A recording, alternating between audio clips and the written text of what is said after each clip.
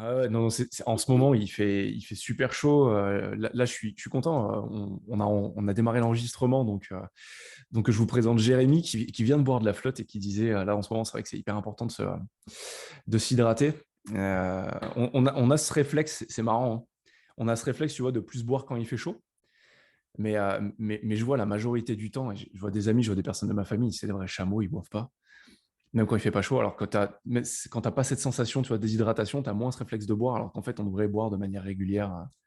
En fait, le truc qu'il faut savoir par rapport à l'hydratation, pardon, c'est lorsqu'on reçoit le signal de soif, c'est qu'il est déjà trop tard, en fait. Ouais, Il faut boire ouais, avant de le recevoir, c'est un signe qu'aura le corps qu'on croit, en fait, c'est la dèche, il faut de l'eau.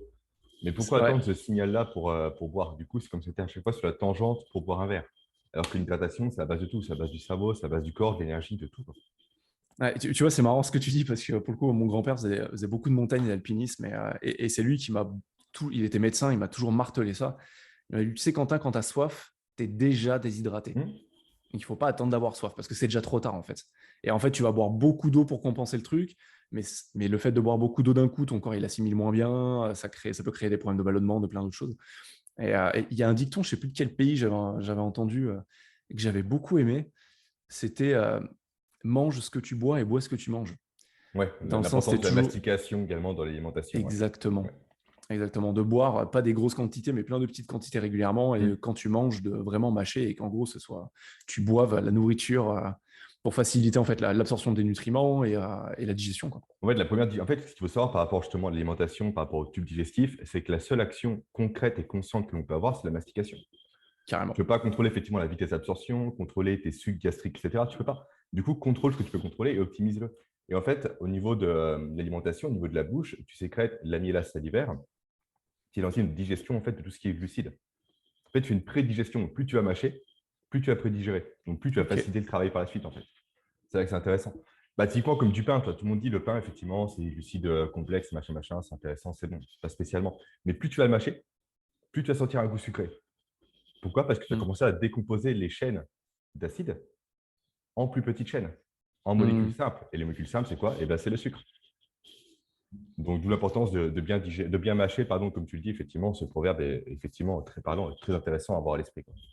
Ouais, c'est cool. Alors voilà, vous le savez pas, hein, vous allez regarder la vidéo, entendre le podcast, mais donc j'ai invité Jérémy qui est un bon copain à moi et surtout qui est un spécialiste de tout ce qui est, enfin spécialiste, j'aime pas trop le mot, je préfère dire passionné par les sujets de la performance, de la physiologie, vraiment la performance personnelle, la performance humaine. Euh, En fait, on a la même passion, on la traite de manière différente, mais c'est pour ça que je voulais avoir Jérémy avec moi, parce qu'il est plein de bonnes petites astuces comme ça. Même si on est tous les deux d'accord sur un sujet, c'est pas les astuces qui créent la performance, et Non, encore moins celles qui te permettent de changer et d'évoluer à ton meilleur niveau, quoi. on est bien d'accord. Et merci pour l'invitation, Quentin. C'est un plaisir de te voir à nouveau, parce que ça fait longtemps qu'on n'a pas échangé en visio, toi et moi. Autant par Ouais, message vocaux, on le fait, je dirais, tous les jours, sauf exception. Mais je, c'est vrai qu'en je- visio, je- ça je fait un pense que bail. depuis 2 ans, je parle plus à toi qu'à ma femme. On s'écrit tous les matins. Je te le confesse, moi aussi. Donc ouais, c'est vrai que c'est des sujets intéressants. Là, aujourd'hui, ils annoncent, moi j'habite dans la Drôme, ils annoncent 32-33 degrés cet après-midi, là. Et tous ces sujets de la performance, moi, me passionnent, mais parce qu'en fait, on a tendance à complexifier beaucoup de choses et on a plein d'informations qui viennent dans tous les sens. Ou juste avant, quand on était hors enregistrement, je disais à Jérémy, ce qui est marrant, c'est que là, on est en mai, on est mi-mai, donc il y a tout le monde qui commence à se focaliser sur son summer body, le corps d'été, à se dire, il faut que je me prépare, il faut que je sois beau, que je sois belle gosse, que je sois en forme et tout. Moi, c'est un concept que j'ai jamais compris parce que, enfin, à un moment, il faut que tu sois en forme toute l'année. Mm. Ton corps, c'est lui qui te traîne jusqu'au bout, quoi. Donc, il faut pas être en forme physiquement 3 mois par an, un quart de l'année, quoi, ça sert à rien. Mais toutes ces thématiques, justement, de se dire, OK, quel régime je fais, qu'est-ce que je vais boire, qu'est-ce que je dois manger, c'est hyper compliqué dans un monde où l'information, elle est omniprésente, en fait. Et on te dit, il faut que tu manges ça le soir. Non, il ne faut pas que tu le manges. Il faut que tu fasses ça le matin. Non, il ne faut pas que tu le fasses. Il y a tout le temps plein d'informations contradictoires. Je ne sais pas ce que tu en penses, Jérémy. Moi, c'est un truc qui me saute aux yeux de plus en plus, en fait, chaque année, vu qu'il y a de plus en plus d'infos. Je suis d'accord. En plus, on a tendance à être dans l'excès, à vouloir rajouter des choses, alors qu'il faudrait faire l'inverse, retirer des choses. C'est carrément. souvent ce que dit Nassim Nicolas Taleb, un essayiste très connu en tout ce qui est théorie du hasard et des grands nombres, et du chaos également. C'est un mec qui dit grosso modo, il a popularisé ce qu'on appelle la via negativa. Je pense que ça te parle. En fait, c'est C'est retirer dans le avant signe d'ajouter. noir? Également dans Antifragile. Antifragile, ouais, c'est vrai. Dans Ok. Antifragile, je crois.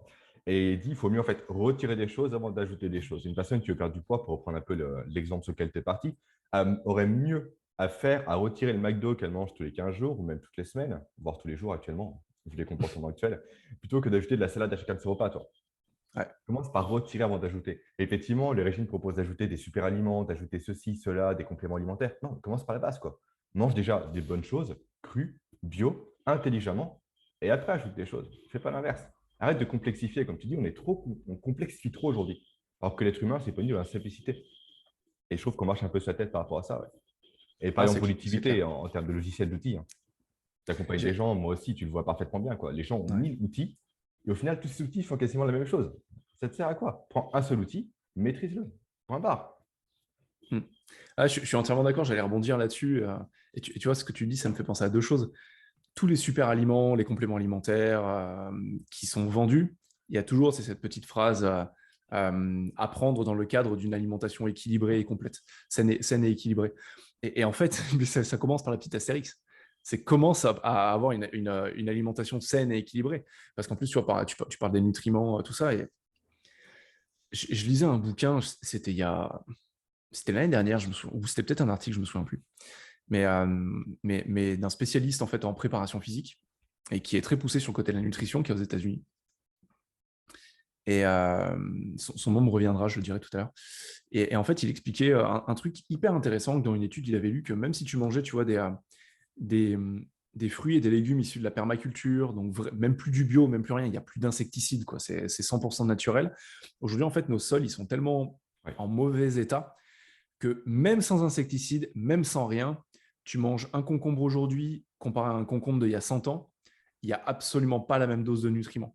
Mm. Et même pour faire un parallèle, parce que des trucs de permaculture où il y a peu d'insecticides, il y en a quand même très peu, mais tu prends une pomme traitée en Espagne et tu prends une pomme bio. Donc la pomme bio, c'est issu de l'agriculture biologique, mais il y a quand même une liste d'insecticides, donc ils ont le droit de la traiter. Tu as 100 fois plus d'antioxydants dans la peau de la pomme bio que dans la pomme qui est traitée à fond. Et tu te dis, mais le gap, donc pour une pomme 100% naturelle, il est encore plus énorme.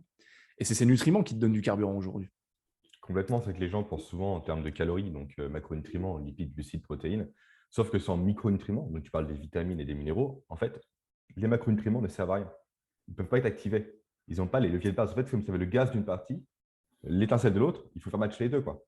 Si tu Mm. n'as pas les deux, c'est mort, ça ne fonctionnera pas. Donc, effectivement, les gens consomment de plus en plus d'aliments riches en macronutriments, des aliments denses en calories, mais très peu denses en micronutriments. Et ça, c'est un vrai fardeau. Du coup, on arrive à un vrai paradoxe à l'heure actuelle. Les gens sont obèses, mais carencés. Ça, c'est un Carrément. vrai paradoxe. Les gens mangent trop de calories, mais pas assez de micronutriments. Ils sont gros, mais ils n'ont pas ce qu'il faut pour être efficaces. Et du Mm. coup, ça n'a aucun sens. C'est un vrai paradoxe qu'on subit aujourd'hui, que les gens subissent. Et en plus, récemment, il a été montré comme quoi 33% des gens sont en état d'obésité. Mm.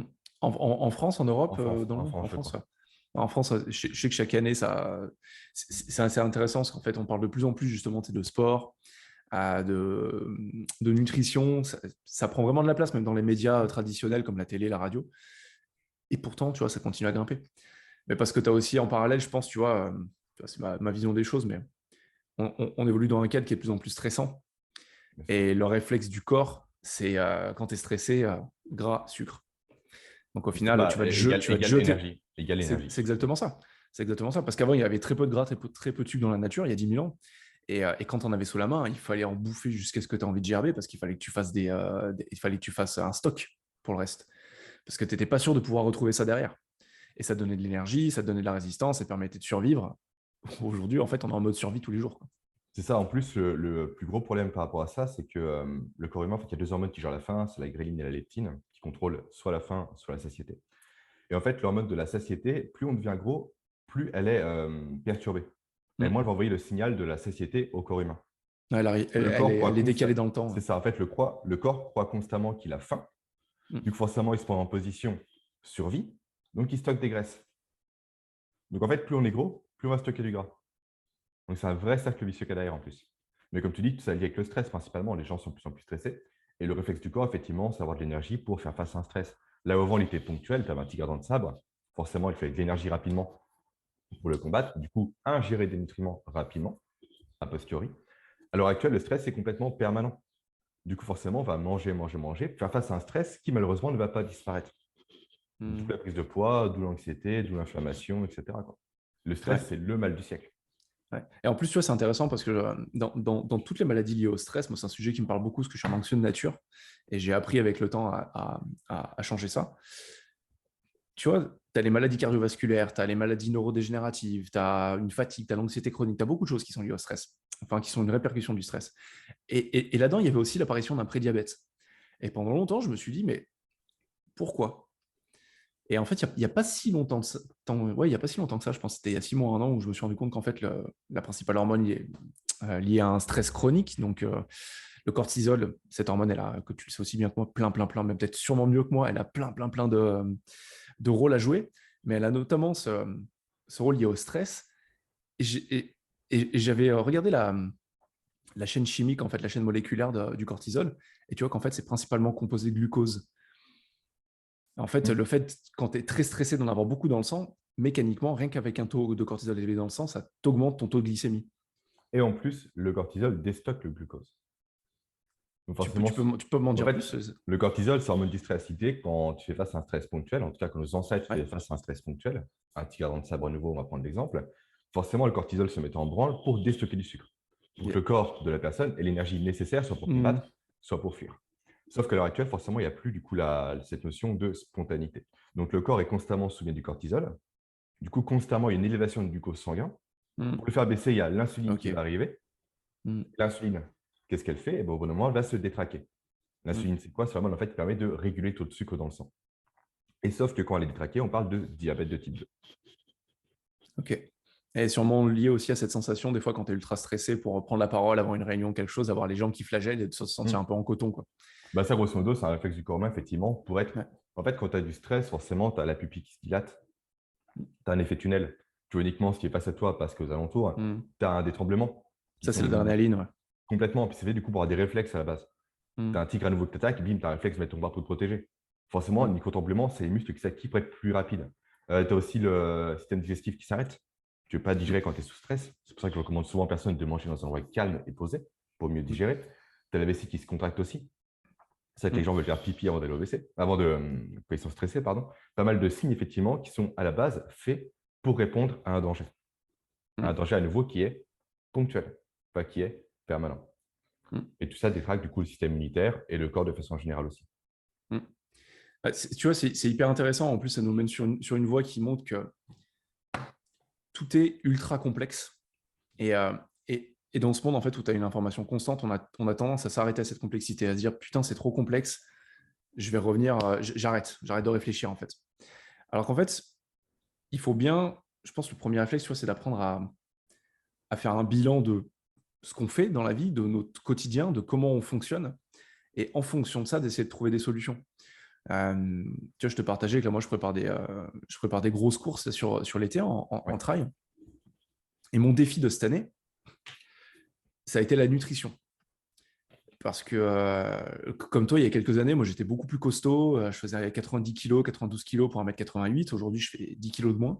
Mais parce que je fais du trail, j'ai besoin d'être plus léger, sans avoir cette volonté d'être un espèce de bâton sur pattes, un squelette sur pattes qui court en montagne. Mais, euh, mais j'avais beaucoup de mal parce que je faisais très attention à ma nutrition. Et je me suis mis à m'entraîner beaucoup. Donc, je grillais énormément de calories chaque jour. Et malgré le fait que je fasse de la muscu, que je fasse attention à ce que je mange et tout, j'avais l'impression de jamais arriver à prendre du poids. J'en perdais dès que j'avais un peu moins faim, je perdais physiquement, ça se voyait beaucoup de poids. Et donc, j'ai essayé des régimes végétariens, j'ai essayé des régimes paléo, j'ai essayé différentes choses pour tester, pas pour me dire je veux trouver la bonne solution, mais pour voir ce qui fonctionne sur moi. Et c'est là où en fait tu comprends que il y a des choses qui fonctionnent et des choses qui ne fonctionnent pas. Et il y en a qui vont me dire faut aller sur la chrononutrition. La chrononutrition, c'est ce qu'il y a de mieux. Il y en a qui vont dire non, les régimes végétaliens ou végétariens, c'est ce qu'il y a de mieux. Il y en a qui vont dire la paléo, c'est ce qu'il y a de mieux. En fait, il faut tester, il faut comment dire, intégrer ça dans ton rythme de vie, dans ton cadre de vie. Parce que des fois, ce qui est bon pour toi, ça ne va pas forcément être bon pour quelqu'un d'autre. Ça dépend de si tu travailles de nuit, si tu travailles de jour, si tu as des horaires variables, si tu as des horaires fixes, si tu as un gros trajet en voiture, si tu n'en as pas, si tu as un mode de vie actif, si tu l'as pas. Ça dépend de plein de facteurs, Complètement. Mais après, c'est quand même, il y a quand même des bases à respecter. Et souvent, bien déjà, sûr. le bio est une base. Comme tu l'as dit, le bio également est over aux pesticides, mais c'est le moins pire à l'heure actuelle. Mm, Sauf que tu as un jardin, forcément, tu cultives toi-même. Mais comme tu l'as dit également, les sols, malheureusement, sont appauvris. Après, je mm, pense que ça dépend également des endroits, hein. Je ne pense pas qu'on soit tous enseignés en France. Forcément, tu es vers un site pétrochimique cultivé en local, je pense que c'est un peu risqué. Donc, il y a mm. plusieurs choses à prendre en compte. Mais sinon, effectivement, le bio est important. Manger cru aussi est important. C'est Ouais, super important. Je parle des légumes complètement. notamment et des fruits. Mm, Il faut savoir qu'on perd énormément de micronutriments, donc vitamines, minéraux à nouveau, à mm, la cuisson. Plus la cuisson va être dure, donc haute en température, plus elle va être prolongée ou sans eau pour accompagner, plus tu vas perdre de micronutriments. mm. Donc la cuisson au four, typiquement, c'est délétère. La meilleure cuisson possible, c'est la vapeur à l'heure Ouais, bien sûr. actuelle. Et le mieux du mieux, potentiellement, je n'ai pas encore testé, serait la vapeur douce. Qu'est-ce que la vapeur douce? C'est une vapeur en fait qui est autour de 90 degrés. Alors comment c'est Ok. possible? C'est simple, en fait, la température monte à 100 degrés, la vapeur arrive, elle diminue. Ça monte, ça diminue, etc. pour arriver à une moyenne de 90 degrés au final. C'est vrai que c'est la Mm, meilleure cuisson en termes de conservation des micronutriments, mais rien ne vaut le cru à l'heure actuelle.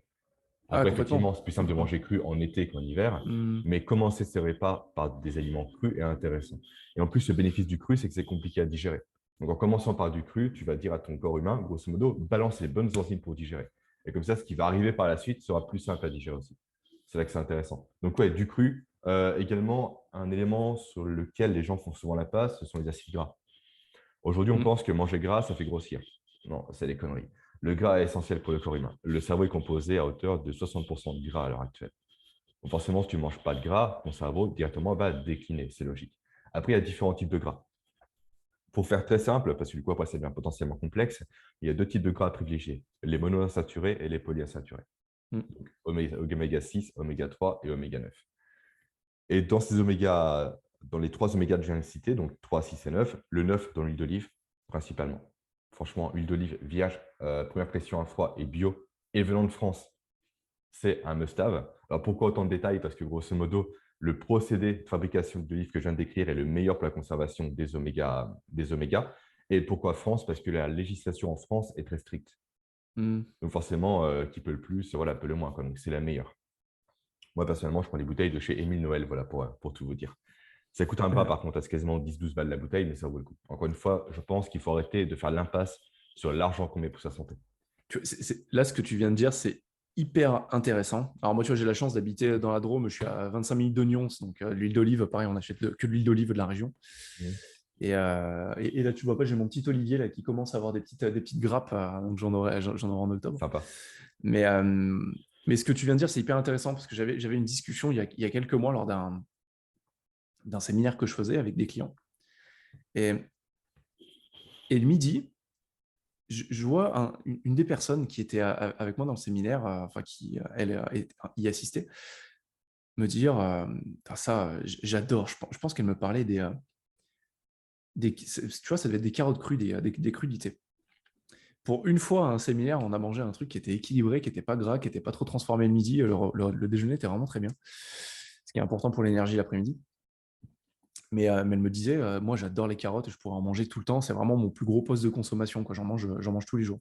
Et je dis, ah ok, donc t'achètes quoi? Elle me fait, bah en fait, j'achète pas que des carottes bio parce que sinon ça me coûterait trop cher. Donc j'achète ce que je peux, quoi. Dès qu'il y a des carottes, je prends des carottes. Et en fait, tu vois, c'est là où tu te dis la logique est totalement biaisée parce que techniquement, plus tu manges un aliment, plus tu devrais y accorder d'argent. Mhm. Parce que si tu te dis, moi j'adore les carottes, mais j'en mange tellement que ça me coûterait trop cher. En fait, je ne sais même pas si c'est des carottes, parce que je me dis, ça paraît peut-être un peu stupide comme ça, parce que c'est pas très cher. C'était peut-être autre chose, mais pour le coup, tu te dis, je ne vais pas dépenser d'argent dans un aliment que je mange énormément, sachant que si tu achètes les premiers prix, ça va être bardé de pesticides, ça va être bardé de plein de mauvaises choses. Et donc, vu que tu en manges beaucoup, tu ingères 10 fois plus de pesticides. Ouais. Et Complètement, j'avais sincèrement. trouvé la logique, tu vois, totalement biaisée. Bah, souvent, les gens privilégient la quantité à la qualité. Mm. Le problème est là, et souvent, les centres de dépenses ne sont pas les bons, quoi. C'est les mêmes personnes qui vont acheter à côté de ça des téléphones extrêmement chers. Bah, j'en ai un aussi, donc c'est pour le boulot, mais des voitures très chères qui vont s'endetter pour des fringues, pour pas mal de choses. Donc tout ça n'est que subsidiaire malheureusement par rapport à l'alimentation. Mm. Et comme on le voit souvent, en fait, l'espérance de vie augmente, l'espérance de vie en bonne santé, elle stagne. Du coup, certes, tu vis de Mm. plus en plus longtemps, mais forcément, tu es également de plus en plus malade durant longtemps, quoi. Et C'est souvent, ça. dernières années de vie sont très compliquées à vivre. Tu es Ouais, incapacité, tu es malade, tu n'es pas bien, tu es affaibli, quoi. c'est les années de morbidité. Ouais. Ouais, Les années où en fait tu te rapproches d'un état de mort et tu vas y rester le plus longtemps, quoi. Et tu te rends compte qu'en fait ce niveau de ce taux de morbidité, ces années de morbidité, elles réduisent sur seulement 3 leviers, hein. Enfin même 4 on va mettre, mais euh, la nutrition, l'hydratation, l'activité physique, le niveau de stress. le sommeil. Ouais, et le sommeil, bien sûr, ça fait Ouais. 5. Mais ouais, c'est des choses toutes simples. Tu vois, j'ai fait une vidéo YouTube il n'y a pas longtemps justement sur ce sujet. Et c'est de se dire, mais il n'y a pas 36 solutions. 80% des résultats que vous obtiendrez, si vous voulez améliorer votre productivité, votre performance, votre bien-être en général, c'est le sommeil, la nutrition, le niveau de stress, l'hydratation et le sport. Et Et d'autant plus que, une fois que tu as travaillé là-dessus, tu peux te concentrer sur les 20% de choses, c'est le coup de polish, quoi. d'autant plus que tu peux lier le stress à l'activité physique. Faire du Tout est lié. sport baisse le stress en plus. Et Ouais. pour boucler par rapport aux acides gras, du coup, il reste oméga 3, oméga 9, oméga 3, oméga 6 que je n'ai pas encore abordé. C'est vachement intéressant ces deux oméga-là parce qu'il y a un vrai dérèglement par rapport à ces derniers. Je pense que tu es au courant de tout ça. En fait, il y a une balance. Il y a beaucoup de balance dans le corps humain. Il y a l'acide base, oméga 3, oméga 6, il y a sodium, potassium et j'en passe. Et du coup, au niveau de oméga 3, oméga 6, ce qui se passe, c'est qu'il faudrait qu'il y ait un ratio de 1 pour 4, voire pour 3. Ouais. Donc, un oméga 3 pour 3 ou 4 oméga 6 maximum en termes de quantité. Mm. Sauf que l'heure actuelle, à cause du mode de vie industriel qu'on a nous actuellement, on est sur un ratio qui est sur du 1 pour 30, voire pour 40. Du coup, ça crée un vrai Ok. déséquilibre. Et là où, du coup, les oméga 6 de base sont bons pour le corps, en surproduction, et surtout avec une position faible en oméga 3, ils vont créer ce qu'on appelle de l'inflammation. Qu'est-ce que l'inflammation? C'est un état, malheureusement, mauvais pour le corps humain. De base, c'est très bon. À nouveau, c'est ponctuel. De base, l'inflammation, quand tu te coupes, il y a un peu des rougeurs qui vont apparaître. C'est de l'inflammation. C'est un signal envoyé pour ton corps pour réparer les tissus, typiquement. Sauf que quand c'est chronique, comme nous à l'heure actuelle, à cause du stress, de l'alimentation, du rapport oméga 3, oméga 6 et autres, Mm. ça devient délétère parce que constamment, le corps est agressé au quotidien. Du coup, constamment, il est sur le côté, sur le qui-vive, tu vois. Ça crée du stress, ça crée des perturbations. Et c'est ce qui fait, à terme également, qu'on est plus souvent malade à l'heure actuelle parce que le corps est constamment affaibli à cause de l'inflammation. Et un des Ok. leviers activés pour réduire l'inflammation, c'est de réduire l'écart entre oméga 3 et oméga 6. Maintenant, la question qui se pose, c'est comment on le réduit. En fait, c'est en évitant tous les produits industriels principalement. On revient toujours à cette base-là. Les produits industriels, c'est de la merde. Il faut faire très simple. Mm. Tout ce qui est emballé dans du plastique, c'est de la merde. Certes, c'est simple à faire, certes, c'est simple à consommer, certes, c'est bien marketé, c'est beau, c'est mignon, mais ce qu'il y a dedans, c'est de la saloperie. C'est que des huiles raffinées, c'est que des oméga 6, c'est que de la viande de mauvaise qualité nourrie avec des choses qu'il ne faudrait même pas savoir, je pense d'ailleurs. Tout ça, il faut mieux éviter. Il faut prendre le temps de cuisiner chez soi. C'est important. Les gens se sont déconnectés de la cuisine à l'heure actuelle. Tout est Mm. sous vide, tout est sandwich. En fait, on ne touche même plus la nourriture. Alors que de base, si on reboucle avec la digestion qu'on aborde au début du podcast, la digestion commence par la vue, commence par le toucher, commence par l'odeur, commence par le fait de s'approprier sa nourriture, de la voir. Dès qu'on fait ça, le corps va se mettre en branle pour digérer les choses. Du coup, forcément, la digestion sera plus efficace. Mais si tu prends une salade dans un sachet, tu l'ouvres, tu te poses dans une assiette, tu prends du couvercle, tu ne touches même pas ta salade, ton corps n'est pas prêt à recevoir l'information pourquoi il faut digérer. Donc forcément, également, ça va moins bien se faire. Du coup, tu vas moins Ouais, bien c'est assimiler tes intéressant. nutriments. Donc tout ça, c'est lié encore une fois. Prenez le temps de cuisiner. Je sais que c'est chiant. Tu as un enfant, j'en ai deux, ça prend du temps. De mon côté, j'ai délégué ça en partie. J'ai une personne qui vient chez moi pour cuisiner. Ça coûte de l'argent, certes, mais à nouveau, c'est une priorité pour moi. Qu'est-ce qui est prioritaire pour vous? C'est votre santé, c'est votre bien-être ou c'est acheter des gâteaux, des sodas, des bonbons, etc. En fait, il faut prioriser les choses. Et réellement, cuisiner sa nourriture, donc prendre le temps, soit le déléguer pour manger des éléments qui sont faits maison, soit le faire soi-même parce que je le fais également moi-même, est un élément indispensable aujourd'hui pour être efficace et performant. Il faut se Mm. reconnecter en fait à nous-mêmes, quoi. Même son énergie, même par rapport à la nature. Combien de gens, je vous dis, se lavent les mains H24, quoi. Bordel, vous détruisez votre microbiote à cause de ça. Vous êtes plus souvent malade parce que vous voulez trop prendre soin de vous. Combien de personnes empêchent leurs enfants également d'aller dans la terre? Tu as une fille, je pense que tu vois de quoi je parle. Un gamin, ça aime la terre, mais laissez-le, quoi. Bah, Laissez-le manger des. je te parlais de mon olivier, j'ai de la terre partout tous les Mais soirs. voilà, à cause des C'est milliards, bien normal, sûr. Mais laissez-le c'est manger bien. des cailloux, votre enfant, lécher des choses, quoi.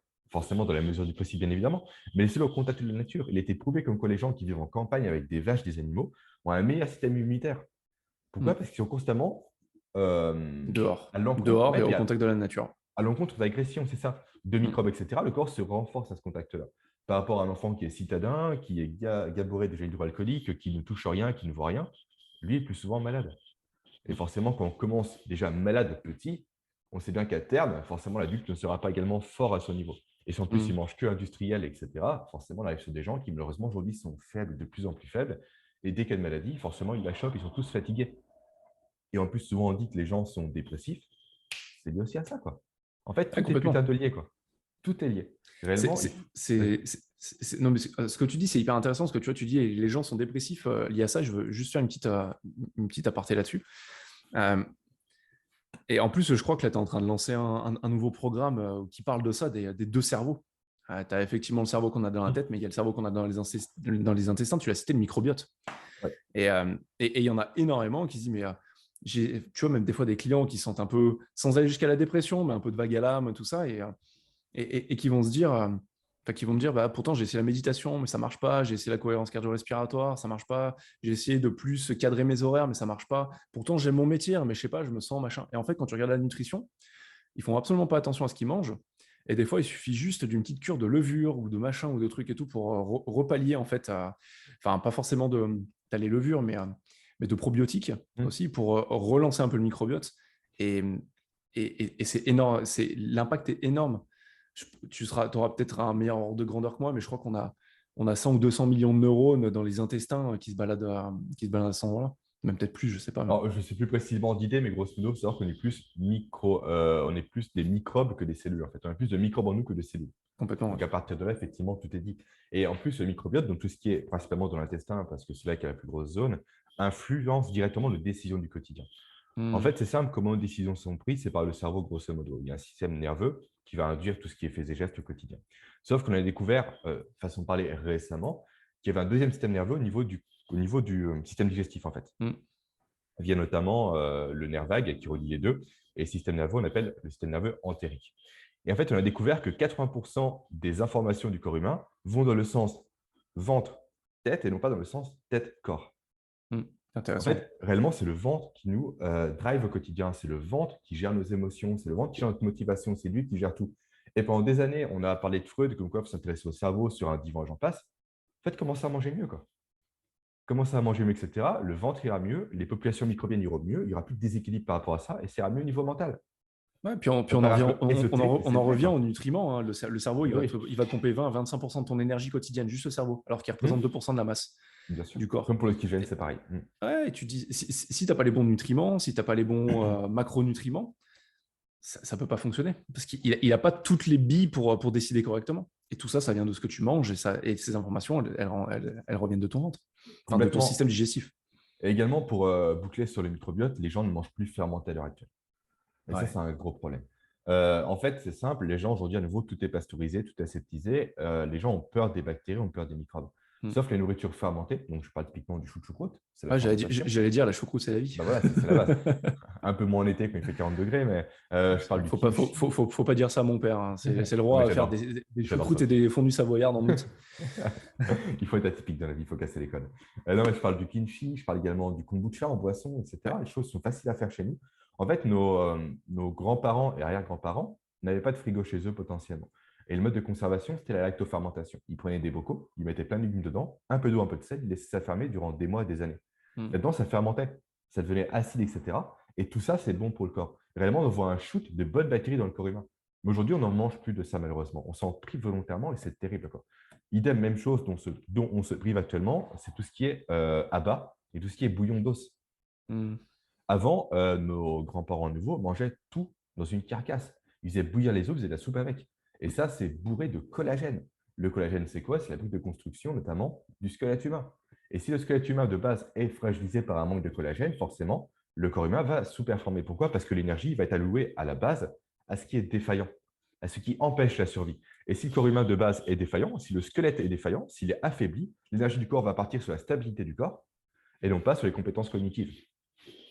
En fait, plus on est malade, plus le corps est sous-performant, plus le cerveau le sera aussi. Parce qu'à nouveau, Hmm. la priorité, c'est la survie. Et la survie, elle ne passe pas par la réflexion de base, elle passe par l'action, par la capacité du corps à se défendre, à se battre. Donc, si Hmm. ça, ce n'est pas acté, si ça, ce n'est pas bon, forcément, les compétences cognitives vont en pallier automatiquement. Hmm. Vont en pâlir, pardon. Complètement. Alors, tu vois, pour ceux qui écoutent et qui regardent, ça paraît peut-être compliqué pour certains, ce qu'on est en train de dire, mais tu vois, c'est justement un truc que moi, je décris beaucoup. On nous apprend, alors je pense, plein de choses inutiles à l'école, mais on ne nous apprend pas les bases de la nutrition.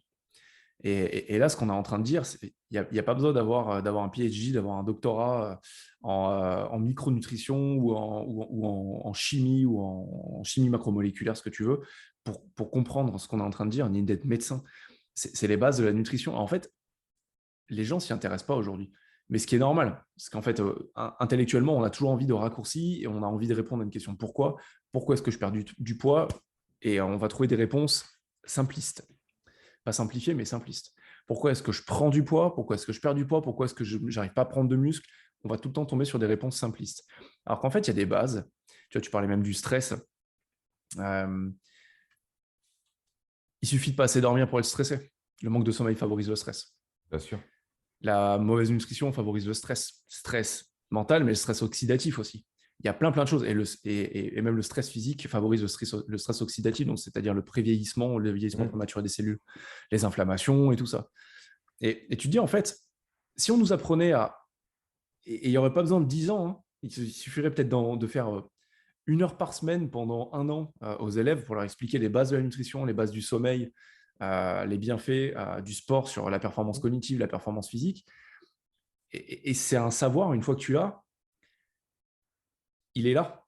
Tu l'as à disposition pour ta vie. Et tu sais, en regardant des étiquettes dans les supermarchés, ce qui est bon, ce qui n'est pas bon. Tu parlais de graisses de polyinsaturées, monosaturées, mais tu regardes toutes les graisses qu'il y a marquées, toutes les graisses qu'on appelle trans fat, donc les graisses trans, en fait, où il y a de l'induction d'hydrogène, donc pour en fait, ni plus ni moins, l'huile le rendre solide. Tout ça, c'est la pire merde qui existe au monde. Complètement. Non, mais tu as raison. Puis même au niveau des enfants aussi, les mettre dehors. Arrêtez avec les bancs de l'école, quoi. Je crois que c'est en Allemagne où les enfants ont cours uniquement le matin et sont dehors l'après-midi. Il faut faire ça, quoi. Les enfants doivent faire du sport, ils doivent bouger, ils sont faits pour bouger. Tu vois, je vois une vidéo hier de mon fils qui faisait du sport avec moi, il était fin fou, quoi. Il s'est Ouais, c'est trop dépensé bien. de dingue et c'était génial de voir comme ça, quoi. Et un enfant est fait pour bouger, tout comme un enfant est également fait pour jouer, quoi. Aujourd'hui, autre sujet, petite parenthèse rapide, le jeu est critiqué, sauf que le jeu est la base de l'apprentissage. Comment apprennent des félins, typiquement des tigres, des lions, etc., à chasser? En jouant, ils se battent entre eux au niveau C'est ça. des fratries, quoi. Ils se battent, ils s'amusent, ils jouent. Et c'est comme ça qu'on apprend. On devrait apprendre par le jeu. La gamification est essentielle aujourd'hui. Malheureusement, le jeu est vu comme quelque chose comme étant de puéril. Il n'y a rien de plus con que ça, quoi. Forcément, aujourd'hui, il faut que l'apprentissage soit scolaire, soit des PowerPoint, des trucs chiants, rébarbatifs du par cœur. Mais qui s'épanouit comme ça, quoi? Mm. Strictement personne. Tu Tu vas vois, rebondir. je vais aller encore plus loin sur le sujet parce que tu vois, c'est un sujet que j'aborde en ce moment avec différents coachs. Où moi, j'ai créé en fait un mastermind où on est différents coachs. On est en Angleterre, en Espagne. Il y en a une qui est en Inde. Et on parle de tous ces sujets. Et tu vois, j'ai fait un post hier sur ma newsletter, sur Substack, où il y a quelques temps, en fait, tu sais, j'ai percuté ce qui était le but du coaching. Moi, je me suis fait coacher il y a 10 ans, la première fois, parce que je voulais changer certaines choses, parce que je sentais un plafond de verre intellectuel que je n'arrivais Mhm. pas à passer, enfin plutôt émotionnel. Et je me dis, il faut que je change. Et, et je me suis mis à coacher aussi des personnes pour les aider à changer. Et quand on parle de coaching professionnel, c'est pour en fait faire changer les entreprises et rendre ce changement pérenne au sein des boîtes. Mais en fait, le coaching, c'est pas ça. Je me suis rendu compte que plus je me rapprochais de qui j'étais naturellement, donc en fait, tu te rapproches de ton enfant intérieur, Mhm. c'est-à-dire la personne que tu es avant que tu aies des couches d'ego, de ce que tu dois faire, ce que tu ne dois pas faire, soit tes parents, tes professeurs, la société qui te le disent. Plus tu te rapproches de cette personne dont tu es naturellement, plus tu apprends vite, plus tu es performant, plus tu es heureux.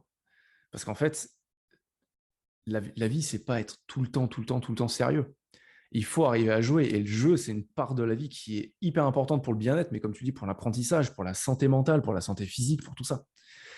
Et je pense que tu vois, ça, c'est un truc qu'on a perdu peut-être avec l'ère industrielle, où voilà, il fallait de la rigueur, il fallait être sérieux, il fallait que les choses filent droit. Et quand tu rigoles, limite, c'est que tu n'es pas quelqu'un de sérieux, quoi. Mhm.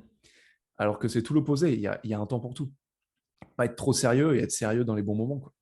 Bah, c'est ce que dit grosso modo également Nassim Nicolas Taleb à nouveau, pour le reciter. Il parle de la stratégie des haltères. Je ne sais pas si ça te parle. Non. Grosso modo, en fait, une haltère, comment c'est fait? Tu as des points d'un côté, une barre, des poids de l'autre. En fait, il dit il faut être dans les extrêmes, jamais au milieu. Mm, Soit tu vraiment es à fond dans le riz, etc., tu profites, soit tu es un gros bosseur en fait. Donc mm, faites alterner les deux simplement. Phase où tu bosses comme un dingue et phase où tu te relâches comme un dingue aussi. Les gens mm, souvent ne font jamais de coupure. Ils sont jamais dans le relâchement. Ils sont constamment, là c'est un peu flou, j'ai l'impression que ça va venir, ouais, c'est bon. dans un entre-deux où ils travaillent en chillant, en se détendant. En fait, ils avancent sur aucun des deux.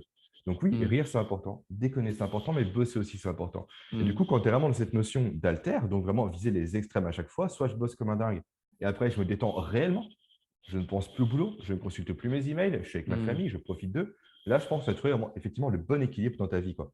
Pareil pour la lecture. Il faut arrêter les entre-deux, les magazines Voici, Gala, ces conneries comme ça où tu n'apprends rien, où tu perds du temps. Lis des bouquins scientifiques vraiment techniques d'une part et lis de la bande dessinée à côté, quoi. Réellement, mm. fais réellement ce grand écart entre les deux pour être, je pense, épanoui. Pour moi, c'est comme ça que je perçois les choses, quoi. Réellement, du compliqué d'un côté et vraiment, quand je lâche, quoi. Ouais, Je fais ouais. n'importe quoi, je m'éclate, bande dessinée, manga, peu importe. Moi, ça me fait du bien, ça me calme. Et c'est vraiment dans Mm. ce contraste-là que moi, je m'épanouis. Et je pense que les gens sont plus dans l'entre-deux. Ils ne savent jamais réellement où ils sont. Ils n'avancent pas à cause de ça aussi. Ouais, complètement. Tu vois, moi, j'ai cette image de la contraction-décontraction. Et tu vois, on dit la vie est un marathon. Moi, je suis pas d'accord avec ça. Je pense que la vie, c'est plutôt une série de sprints Mm. alternés de repos. Tu vas avoir des phases dans la vie où tu vas galoper, donner tout ce que tu as, mais à être au bord de te cramer. Mais quand tu arrives au bord de ta rupture énergétique, là, tu te décontractes vraiment. Tu vois, là, je bosse avec un client qui est entrepreneur et, et il me disait un truc, franchement, j'adore ma vie. Il me dit, j'ai une boîte qui tourne super bien, je fais même pas de marketing, j'ai un super chiffre d'affaires, on bosse en famille, on voyage un mois sur deux avec mes enfants et ma famille, j'emmène tout le monde, tout va bien, mais j'ai tout le temps ce stress constant, je suis épuisé, j'en peux plus. Et tu sais, tu commences à poser des questions et tu te rends compte simplement qu'en fait, ouais, il est tout le temps en train de bouger, qu'il a créé le mode de vie idéal qu'il voulait, mais ça fait 3 ans qu'il n'a pas pris de vacances. Mm. Alors, il a cette impression d'être en vacances parce qu'un mois sur deux, il est en Espagne, en Angleterre, au Portugal, à droite, à gauche. Et franchement, c'est super bien. Et moi, j'étais comme ça pendant un moment. Et je m'en suis rendu compte il y a quelques années. Mais il coupait jamais vraiment. Les week-ends, il bosse, les soirs, il bosse, les matins, il bosse. Mais tu sais, toujours un peu. Et donc, en fait, tu n'as jamais cette phase de décontraction, comme tu dis. Cette phase vraiment de rupture où tu dis, je bosse pas. Et tu vois, moi, c'est mon coach quand je faisais de la gymnastique qui me disait ça. C'était Quentin, quand tu fais un truc, tu le fais à 100%. Soit tu le fais pas, soit tu le fais à 100%. Mais c'est quand tu es dans l'entre-deux que tu te blesses, que tu n'as pas l'engagement total, que tu n'as pas les résultats espérés, que tu te fatigues et que tu arrives au surmenage ou des trucs comme ça. Et je te rejoins à 100% sur ce que tu dis. Quand tu fais un truc, tu le fais à 100%, même à 300% pour grossir le trait. Mais Ouais, quand complètement. tu fais rien, ou tu fais totalement autre chose. Où tu prends une vraie pause, tu déconnectes. Souvent, les Ouais, gens c'est ne ça. s'accordent pas des pauses aujourd'hui, ils devraient s'en accorder. Et souvent, qu'est-ce qu'une bonne pause pour le cerveau? C'est fait l'opposé de ce qu'il fait actuellement. Tu bosses sur un projet complexe sur ordinateur, etc., sur écran. Ta pause, c'est aller dehors, quoi. Ouais, c'est pas scroller sur les réseaux sociaux, ni regarder tes Complètement. mails. Complètement. En plus, quand tu es dehors, tu t'exposes au soleil, à de l'air frais. Également, tu peux bosser un peu au niveau de ta vision parce que, autre sujet important, aujourd'hui, on est constamment devant des écrans. Mm, Du coup, on a un spectre de vision qui est très, très proche de chez soi, de soi, pardon. Et malheureusement, le cerveau, dans un souci d'économie d'énergie, tout ce dont il ne se sert pas, il va le supprimer. Du coup, si tu apprends plutôt à voir loin, à voir sur les côtés, à faire bouger tes yeux, de moment, le cerveau va le perdre mm, progressivement. Et forcément, également, ça induit quoi? Une baisse de tes chances de survie, donc une baisse de ta performance. Et mm, ça également, je pense qu'il est important, effectivement, durant ces pauses-là, ces pauses en extérieur idéalement, parce que vraiment, ce que moi, je préconise, c'est de travailler également ce regard, également se confronter à la réalité de la taille des choses. Là, je suis dans un bureau. Il y a peut-être 2,50 m de hauteur sous plafond, c'est tout petit. La pièce est étroite. C'est pas ça la vraie nature. La vraie nature, mm, c'est des champs, c'est des arbres qui font 10 fois ta taille, etc. Et on perd réellement cette notion de proportionnalité par rapport aux choses. Et le cerveau a besoin de se rendre compte de la taille des choses également pour être efficace au quotidien. Et en mm. allant réellement en partant marcher, même si c'est en ville, arrêtez de marcher avec votre putain de téléphone de la main comme ça, quoi. Regardez autour de vous. Profitez. Ouais.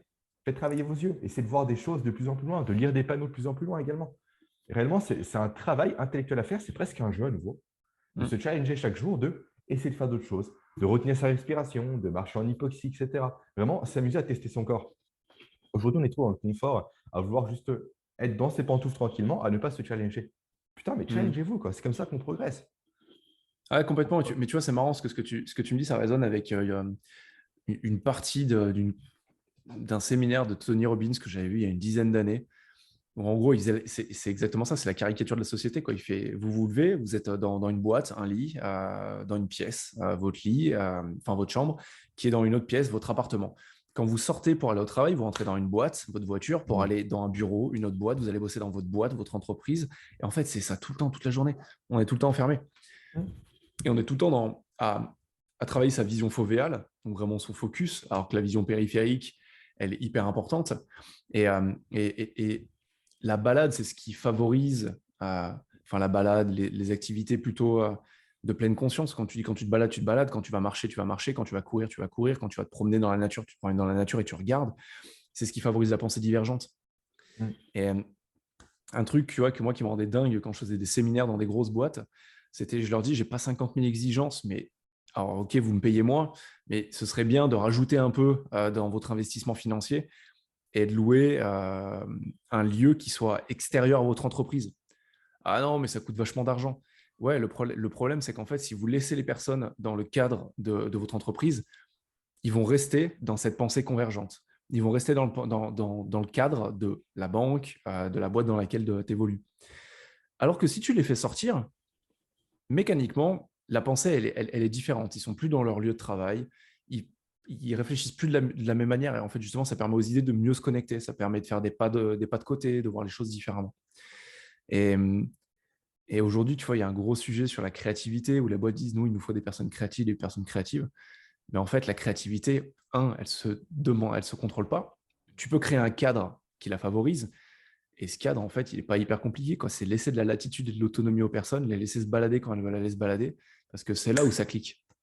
C'est là où tu vas connecter deux concepts qui n'ont rien à voir. En disant, tiens, la choucroute et le sport, j'y aurais jamais pensé, mais c'est ça qui va me permettre d'améliorer ma performance. Mais c'est en fait en multipliant les lectures et en laissant du temps aux idées de se faire. On peut aussi apprendre à ne rien faire. J'ai encore du mal personnellement, mais Ouais, mais bon, aujourd'hui, il y a les réseaux, le je téléphone pense et que tout. On ne sait quand tu es un plus que rien entrepreneur faire, quoi. quand un Ouais. entrepreneur qui a moins de 10 ans et qui a un business établi, les premières années, effectivement, tu sais, c'est vrai que c'est dur parce que tu as envie de faire un milliard de trucs. Mm. Ouais, puis tu vois chaque seconde comme étant une seconde optimisée aussi. C'est terrible. C'est ça. Mais c'est vrai qu'il faut apprendre des fois à ne rien faire du tout, juste à Mm. attendre. Potentiellement, même durant le sport, ça aide aussi. Arrêter de penser boulot quand tu penses qu'au sport. Ouais. Et c'est uniquement en pensant à autre chose, comme tu l'as très bien dit, comme tu l'as très justement dit, qu'on va justement avoir des bonnes idées pour son business. Donc Mm. c'est un peu paradoxal, c'est en ne plus pensant au business qu'on pense au business au final, mais de façon C'est positive. En fait, on ne va pas T'as ressasser les entièrement mauvaises raison. choses, on va créer du potentiel, des choses à Ouais. activer, des leviers, des axes sur lesquels on n'a pas pensé aller, quoi. Mm. Mais c'est clair, et tu vois, ça me fait penser à deux choses. Avant, quand j'allais courir, il y a quelques années, je m'étais mis aux audiobooks et je trouvais ça génial. Je me dis, putain, avant, j'ai toujours détesté courir à plat. Quand j'habitais à Lille, tout était plat, donc j'avais besoin de quelque chose qui me motivait pour aller courir, donc j'écoutais des audiobooks. Et quand je vais à la salle, quand je fais du sport, je m'écoutais des podcasts, des trucs comme ça, et en fait, tu décroches jamais. Mm. Tu décroches jamais. Et là, moi, dans mon agenda, ça fait, je crois, 2 mois que je me le suis bloqué. J'ai bloqué 1 heure et demie tous les vendredis après-midi. Alors déjà, tous mes vendredis après-midi sont bloqués. On ne peut plus me prendre de rendez-vous, on ne peut plus rien faire. Je ne vois pas de clients, je ne fais pas de prospection, rien. C'est vraiment dédié à moi. Et dans ces 4 heures, il y a 1 heure et demie. En gros, il y a juste marqué ne rien faire. Et je vais aller me promener, je ne vais pas écouter de podcast, je ne vais pas toucher mon téléphone, je ne vais rien faire ou je vais peut-être rester chez moi. Mais c'est 1 heure et demie qui sont dédiées à juste réfléchir, prendre le temps de m'emmerder, quoi, clairement, tu vois, si je dois Mm. synthétiser. Parce que c'est là où, en fait, tu ralentis et tu as des idées fraîches qui arrivent. Parce que sinon, c'est tout le temps les embouteillages. Et plus tu as d'embouteillages, plus c'est les mêmes idées qui vont commencer à grossir, grossir, grossir, limite un peu moisir pour certaines, et, euh, et qui t'empêchent d'avancer, qui t'empêchent de créer de nouvelles connexions, de nouvelles idées, de créer des choses un peu novatrices et un peu intéressantes pour toi, quoi. C'est Et te comme prendre tu de la dis, travailler hauteur, en sur... fait. Mm. Ouais, travailler ta vision, travailler, même débloquer certains problèmes. Pas pour rien que souvent, c'est quand tu es sous la douche et tu dis, putain, je vais prendre 5 Mm. minutes et me détendre que tu résous un problème sur lequel tu es concentré depuis 3 jours. Ou sinon, avoir un nourrisson est parfait pour ça aussi. Ouais, c'est parfait. Tu n'as plus le temps de dormir, plus le temps de prendre des douches, plus le temps de faire de sport. Je n'aime pas ce côté-là, effectivement, qui est assez présent. D'un autre côté, juste être avec lui. En fait, tu es présent et tu ne peux pas faire grand-chose non plus. Ouais, Parce que c'est un carrément. nourrisson. Tu ne peux pas chahuter avec lui. Avec mon premier fils qui a 3 ans, effectivement, c'est bagarre, chahutage, j'en passe. Et par contre, mon deuxième fils, effectivement, qui n'a que 7 mois, à part vomir, manger et dormir, il ne fait pas grand-chose. Du coup, quand je le sors en poussette, effectivement, là, j'ai des idées. Toi. Ça me force également à être Ouais. avec lui Et du coup, j'ai ce temps dont tu parles, toi, effectivement, de changement de paradigme, grosso modo, pour avoir des nouvelles idées qui arrivent. Je Mm. sais que c'est un vrai game changer aussi. Mais forcément, il va grandir, donc il faut que je trouve d'autres solutions d'ici quelques mois pour à nouveau avoir cette phase d'incubation et de se faire chier, façon de parler, positivement. Ouais, après, tu vois, je pense qu'on en revient au soit être à 100%, soit être à 0%. Mmh. Et je pense que tu vois, quand tu as tes enfants, quand tu es avec tes enfants, il faut être à 100%. Quand tu es au travail, il faut être à 100%. Quand tu es avec ta femme, il faut être à 100%. Quand tu es avec tes amis, il faut être à 100%. Il n'y a rien de pire qu'être à 80-20, Mmh. 50-50. Et ça arrive, hein. On est humain, on est faillible. Et c'est ça d'ailleurs la beauté de l'humanité, c'est qu'on est faillible. Mais c'est d'avoir cette volonté de te dire quand je suis avec mes enfants, même si c'est pas forcément très très longtemps, mais d'être vraiment avec eux. C'est ce dont ils ont besoin, quoi. Ah, mais justement, sur les temps avec eux à 100%, une fois, tu penses à autre chose. Et Si on revient à complètement, la question qu'on a eue. Et souvent, le conseil que je peux donner par rapport à ça, c'est dès qu'une idée vous arrive, notez-la. tout le temps, tout le Comme temps. ça, Faut pas faire confiance elle à son sort. cerveau. Non, mais comme ça, en C'est plus, elle sort de ton esprit. Comme ça, après, tu reviens à l'instant présent avec ton fils ou avec ta fille. c'est exactement ça. C'est comme ça que tu crées de la charge mentale. C'est Mmh. en externalisant rien de ton cerveau, en te disant, je vais m'en souvenir. En fait, à force de te former, de te forcer à te souvenir des trucs, toutes les tâches inachevées, hein, tu le sais Mmh. aussi bien que moi, elle tourne en L'effet boucle. Zeigarnik, Exactement. el famoso. Bon, en tout cas, c'est cool, toute cette discussion-là. On a pallié pas mal de sujets, en fait. C'est combien de temps là? Je ne me rends même pas compte. Bah écoute, ça va faire 45-50 minutes, je pense. Donc, Déjà. on aura déjà bien parlé. Et toi, Jérémy, tu as un podcast, tu as bientôt une chaîne YouTube que tu vas lancer, Ouais. relancer, tu as ta newsletter. Ouais. En toute logique, ouais. Euh, tu Ouais, m'enverras tous les liens pour qui bien sûr. ça peut intéresser. Ouais. Le plus simple, c'est le Je podcast les pour mettrai. l'instant. Très clairement, tu renverras sur le reste. Et la chaîne YouTube, on verra à partir de juillet. J'y réfléchis pas mal, comme tu le sais, donc au format, Ouais, à ce que je vais dire dedans, comment je vais l'aborder et tout. Donc là, je suis ça plus en phase marche. de réflexion justement par rapport à ça, donc pas en phase d'action, quoi. Cool. Bah, je vais mettre en description Ouais, du podcast et de la chaîne YouTube, parce que je vais le mettre sur les deux. Le lien de ton podcast, comme ça les gens pourront rentrer dans ton univers. Moi, j'y suis rentré il y a 2 ans maintenant et on apprend toujours plein de choses super intéressantes. attention, c'est un peu rentre dedans, par contre, c'est un peu anticonformiste, ça, donc je tiens à le Ouais, mais préciser. je pense que là, C'est justement, un discours qui n'est pas lisse et qui n'est pas édulcoré. les personnes ont eu un premier avant-goût, là, justement, pendant ces 45 premières minutes. Et c'est ça que j'aime chez toi, c'est que t'es cash, il n'y a pas de détour au moins. Au moins, ça impacte et ça rentre. Ça marche. Bon, bah cool. En tout cas, ça a été un plaisir de t'avoir, Jérém. Plaisir également, ouais. Et Et puis, on puis, se voit bientôt en physique aussi, d'ailleurs, il faut dire. ouais. Avec le Covid, on n'a plus le temps de rien faire. Dans quelques semaines. Entre les enfants et le Covid, on n'a plus le temps de rien faire. C'est terrible. Et de toute façon, ouais, on se refera une discussion comme ça Quand tu veux. à refaire sur la chaîne. Ça marche avec grand plaisir, Quentin. Allez, Allez, salut. à plus. Ciao.